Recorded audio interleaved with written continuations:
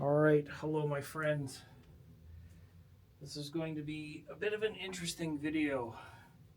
I'm shooting the video with the DJI Osmo Pocket 3. The microphone's on the camera, so the sound of the room will be captured by the camera in the same position for the length of this video. And what I want to do is do one take, and I'm going to swap these speakers out all in the same session using the same song. So I'm going to give about the first 2 minutes of the song, and then we're going to switch in real time with no edits, and I'm going to leave the volume on the receiver as is. Now, I know that some people are going to say, well, they need to be level matched, things like that. Now, on camera, if I find that there's a big discrepancy in the leveling, then I'll redo this. I just wanted to capture this once because the Radiant Acoustics are brand new. I've listened to them in my room for the last 3 or 4 days. I just finished a lot of the different Audio Fest, Toronto Audio Fest 2024 videos. Most of those are loaded. I have more to do. I'm doing a live session later on. This was on my mind to do, so we're going to do it all in one shot for entertainment purposes only, because you're never going to get the real sound of my room, and I'm not going to level match them, so it's not going to be a fair comparison per se. But what I want to do is leave the same volume to give an idea of their sensitivity differences given the preamp and amp settings, right? So that's important also. The same volume, the speaker swapping will give you this difference, and then the tonality difference can come in the next video. So we're going to start with the SVS with the SB1000 Pro subwoofers. There's 2 of them. They're tuned to 70 degrees phase and crossed over below 50 hertz. And that'll be the same for all models, even though I don't think the Radiant Acoustics are going to need the help. Let's be honest. I'll go back and do a video afterwards, the same song, no subs. We can compare all of it together. I can edit it all together. I don't know what I'm getting myself into. Anyways, I don't want this video to be super long. We're going to start with the SVS, and we're going to hear it all first. We're going to start with the song, so let's go.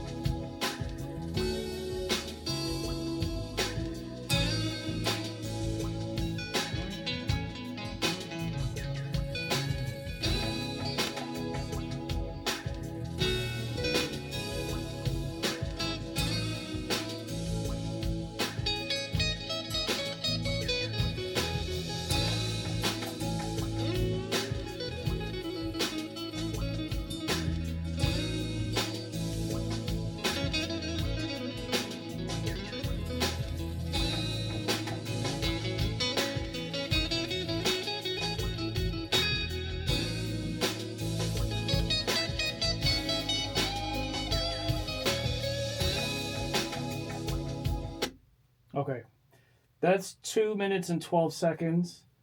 We're going to come back to that, and we're going to restart the song.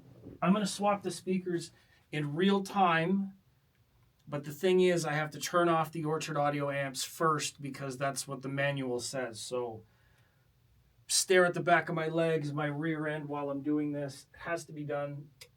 I need to turn the amps off first before swapping the speakers. Now I'm going to do the KEFs next. I'm sure Leo might have something to say about my technique here. I'm going to put the SVS on the side of the room. This will be a very interesting sort of swap out. I know most people would edit this together so it makes a shorter video, but that's not my style. Now the KEFs I am borrowing from somebody. I'm going to position them at the same distance, roughly at the front of the speaker, the same angle with the stand. At this point in the video, you can ask any questions. Tell me how this is not exactly the most efficient way to do this. I know I'm doing this also for my own entertainment and for the experience. If I've done something wrong, if it turns out to be a little bit off, then I'll know why. I have record of it. Also to show some of this swapping and testing and demoing does take a lot of effort, and a lot of the creators don't want to include that. And I'm crouching down right now because the angle of the camera is very low. All right, so the KEFs are in place, the same sort of toe in and out. I want to make sure they're the same. Yes, they are. All right, so the amps are back on. The SVS are moved. It's going to create a little bit of a difference in the middle of the room, but that's not going to be too much of a concern. All right, so we're going to play the song over from the top, same volume. Haven't changed anything. So here we go.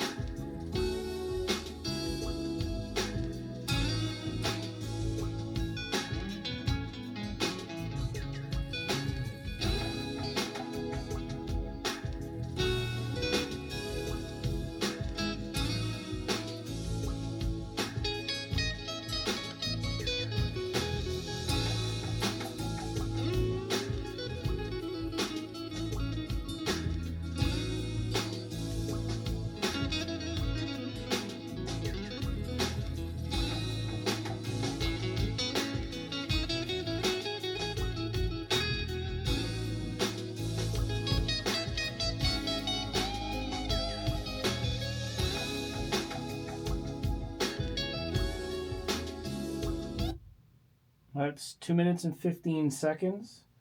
Not bad. Let's restart the song. Ready to go. All right, that was the KEFs. I think they sounded actually pretty good. There's a couple things that I noticed in the room, but let's swap them out. Do the same thing with the amps. I have to turn these off because these are fully balanced amps end to end. And if you disconnect them in the circuit, it's the same as tubes. Not that the electronics works the same as tubes. It's the same effect where there needs to be something attached in the load. I'm sure that Leo at Orchard Audio can answer more of those questions than I can. If I'm wrong, I'm sure he'll correct me. So we're going to put the KEFs back right where they were in the middle. I don't think that this is really going to cause center imaging or changes. As best as I can here. My funky fall pants and the brand new Radiant Acoustics speakers that I am borrowing for the sake of listening impressions, not necessarily a review, because by now most people know that I don't do the same review style as everyone else. So my review style is basically telling you what I think, playing around with them, doing a little bit of comparison, and then seeing what we see. I'm going to try to line these up as best as possible. The speakers are wider than the other two. Banana plugs in the back. These are really nice looking speakers too, if I may. They have the 6.5 woofer on the front and 2 passive radiators. So this is a passive radiator design where the other 2 are actually ported. So it will make a little bit of a difference, I believe. Now the distance from the tower is about 3 inches. I don't think that that's going to be an effect. I want to make sure that the baffle is level to the front at the same distance so that it's the same from my main listening position, the same angles. It's a little bit tough, but I'm using the base of the stand to line it up. And connect in phase, of course. We've already had a lot of controversy about out of phase speakers in demo rooms and whatnot. Let's put all that to rest. All right, the Radiant acoustic speakers are now hooked up. Let me check their alignment before we start. Their toe in and position is perfect. All right, so the music, I'm going to start the song over just a little bit. And yeah, it's the same level, same position, same amps, same everything else. All I'm going to do is just play the song. No level matching, just volume is the same on the preamp. All right, let's see what it sounds like.